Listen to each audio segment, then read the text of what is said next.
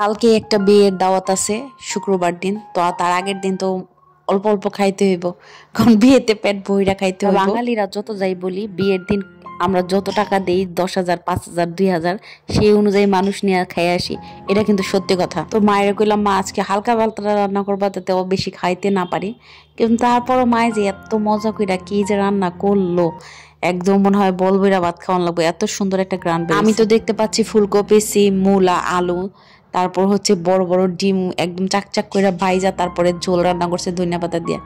সেই সুন্দর একটা ফ্লেভার আমি ঘরের থেকে পাইছি। পরে মায়ের কইলাম, মা কি রান্না করতেছো? মায়ে কইলো যে তেমন কিছু না, আজকে লাউ দিয়া ডাল রান্না করছি। শ্বশুর শাশুড়ি কিন্তু অনেক ঝগড়াইটা, আমি যে ভিডিওতে তাদের অডিওটা শোনাবো তার কোনো স্কোপ নাই, কারণ তারা দুজন সারাক্ষণ টোনাটুনির মতো ঝগড়া লাগিয়েই থাকে। তো এই জন্য আমাকে ভয়েস দিতে হয়, কিচ্ছু করার নাই।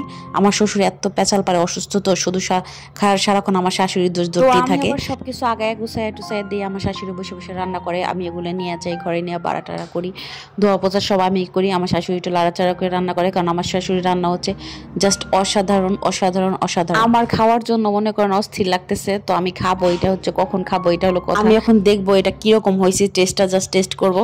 এই জন্য আমি ভাত আগেই বাইরে থুয়ে দিছি, এখন বাইরে বাইরে খাবো আর বলবো কিরকম হয়েছে আমার শাশুড়ির এই ডিম দিয়া বিভিন্ন সবজি রান্না। কাঁসার গ্লাস দেখতেছেন, আর এই যে একটা কাঁসার প্লেট দেখা যাচ্ছে, এগুলো হচ্ছে আমার শ্বশুরের। আমার শ্বশুরের কোনো জিনিস আমরা হাত দিতে পারি না, তার সব কিছু আলাদা। সে কাঁসার জিনিস খাইতে খুব পছন্দ করে, আর আগের দিনের মানুষ তো কাঁসার জিনিস খাইতে খুব পছন্দ করে, আমারও ভালো লাগে।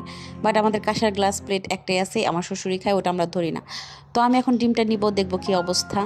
তো এক পিস ডিমে আমার কিছুই হবে না, না হলো 2-3 পিস খেতে হবে। প্রচন্ড গরম, যেহেতু মাত্র চুলার থেকে নামায় আনছে, একদম আগুনের মতো। আমার আবার এরকম আগুনের মতো গরম গরম তরকারি আর ভাত খেতে সেই ভালো লাগে।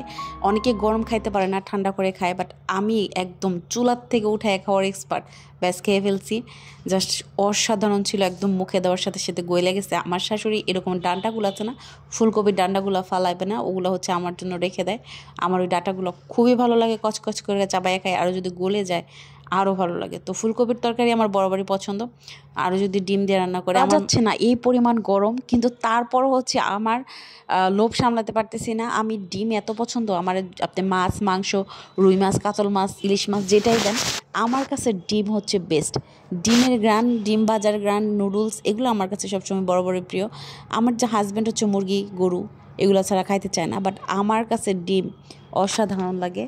তো তরকারিটা আমি একটু মুখে দিছি, সেই লাগছে।